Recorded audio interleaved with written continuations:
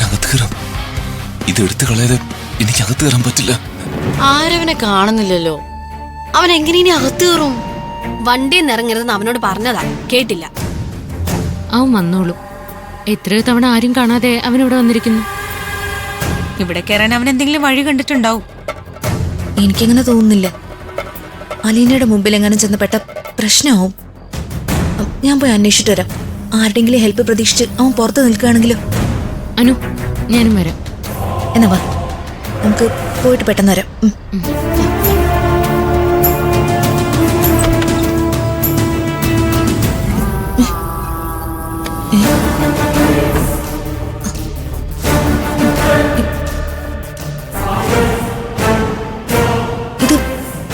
ഇതാരുടെ ഈ കുരിശ്? നിങ്ങളത് അകത്തുകൊണ്ട് പോരുത്. എനിക്ക് നിങ്ങളുടെ അടുത്തേക്ക് വരാൻ കഴിയില്ല. അത് കളയാനു. വൃന്ദേ, അത് ദൂരേക്ക് എറിയ്. അനു, കളയണ്ട. ഷൈനയുടെ ആയിരിക്കും.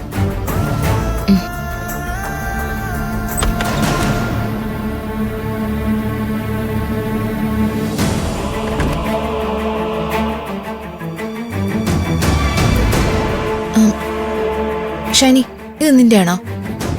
നമ്മുടെ റൂമിന്റെ മുന്നിൽ കിടന്നത്. ഇതെന്റെ അല്ല, ഞാൻ ഇങ്ങനത്തെ ഒന്നും ഉപയോഗിക്കാറില്ല. നോക്കട്ടെ, ഇതൊരു കുരിശല്ലേ? ഇതവിടെ എങ്ങനെ വെച്ചേക്കാം.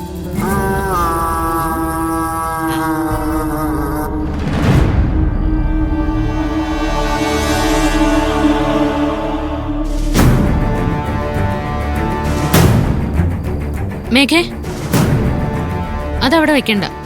ഇങ്ങത്താ.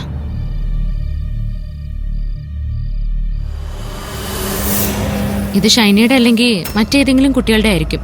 നമ്മുടേതല്ലാത്തൊരു സാധനം എന്തിനാ ഇവിടെ സൂക്ഷിക്കുന്നത്? അത് ശരിയാ.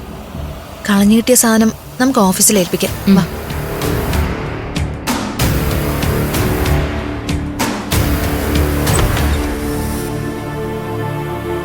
ചേട്ടത്തി,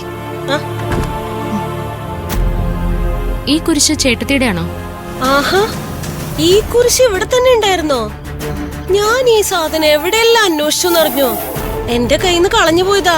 അതെങ്ങ് തന്നേക്ക് പിള്ളേരെ. ഇത് തിരിച്ചു കിട്ടിയില്ലോ. എന്റെ കയ്യിൽ നിന്ന് കളഞ്ഞു പോയതുകൊണ്ടേ ഞാൻ കുറ്റബോധം കൊണ്ട് നടക്കായിരുന്നു. ഇപ്പൊ സന്തോഷായി. നീ വാ, നമുക്ക് ആരവനെ അന്വേഷിച്ചിട്ട് വരാം. വാ. ഹലോ വൃന്ദേ.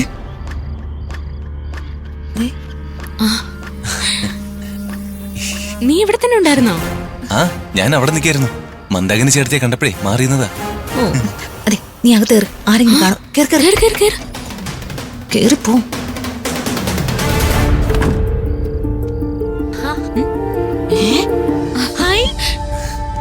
നീ എത്തിയോ? ഇപ്പഴെനിക്കൊന്ന് സമാധാനായത്. ഇവിടെ കയറാൻ കഴിയാതെ നീ തിരിച്ചു പോയിട്ടുണ്ടാവുമെന്നാ ഞങ്ങള് കരുതിയത്. ആരവ്, ഇന്നത്തെ സംഭവം നീ ഓർക്കണ്ട. നീ ഇത് മറന്നേക്ക്. ഇന്നത്തെ ദിവസം നിന്നെ കൊണ്ട് ഞങ്ങൾ എല്ലാവരും എത്ര വിഷമിച്ചോന്നറിയോ? നിനക്കൊരു പ്രശ്നം വന്നാ ഇപ്പൊ അത് ഞങ്ങളുടെ സ്വന്തം കാര്യം പോലെയാ. ആരവേ, കുറച്ച് ദിവസം നീ പുറത്തേക്കൊന്നും ഇറങ്ങണ്ട. ആ ഗുണ്ടുകള് നിന്നെ ഞങ്ങളൊപ്പം കണ്ടിരിക്കയല്ലേ.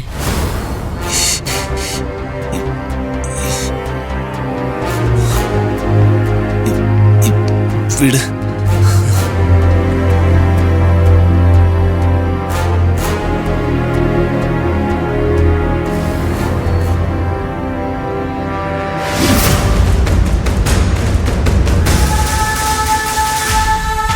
ആരവേ, എന്താടാ നീ എന്താ പെട്ടെന്ന് മൂഡ് ഓഫ് ആയത്?